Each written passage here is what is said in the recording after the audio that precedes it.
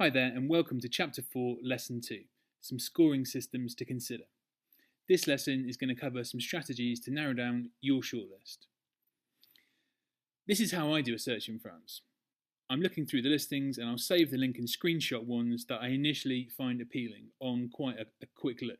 I've already, put my search criteria together and put those into the search engines that I'm using.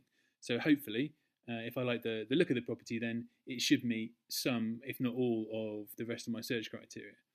Once I have maybe 30 or so, and that might take some time across multiple weeks, I'll start to score them and see how many then make it onto a shortlist. People do this generally in two different ways. You take your search criteria, you give each listing of these 30 or so a score out of 5 or 10 for each one, or you might want to weight them. If there's some of those criteria are much more important to you, give them more points, and then decide these are the top 10 from that list. These are the ones I'm going to contact the agents about.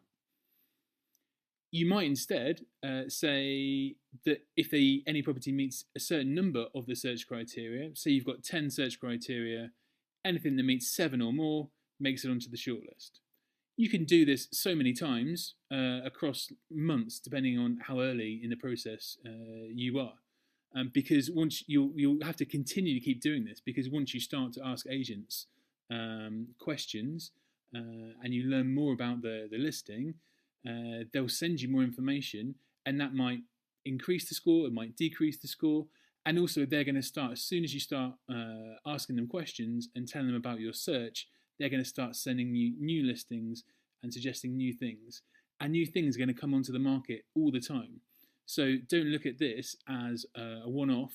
I would say this is continually changing whilst you're going through the search, until even once you get to the visit, things will drop off and you'll have to do more searches probably.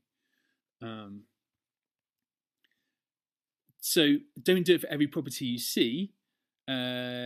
That way you'll spend so much time and waste so much time scoring things which you just don't like the look of. So, just because it came up on the search doesn't mean you have to go through this process. I'd also say leave room in your list for some outliers. Or if there's something that doesn't quite meet the score, but it's tugging at your heartstrings, you really like the look of it, or it's a location you really like and you haven't found anything else there, it's okay to have one or two that don't meet the scoring system, because honestly, especially if you're looking in rural France somewhere, every property is so different and the areas can be really different. And sometimes something surprising will actually be the one that when you visit it, that's the one for you, straight away.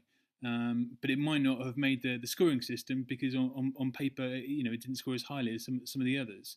So don't have them all like that, I would suggest, but leave room for one or two on the list. So to recap, decide on a system, don't change it.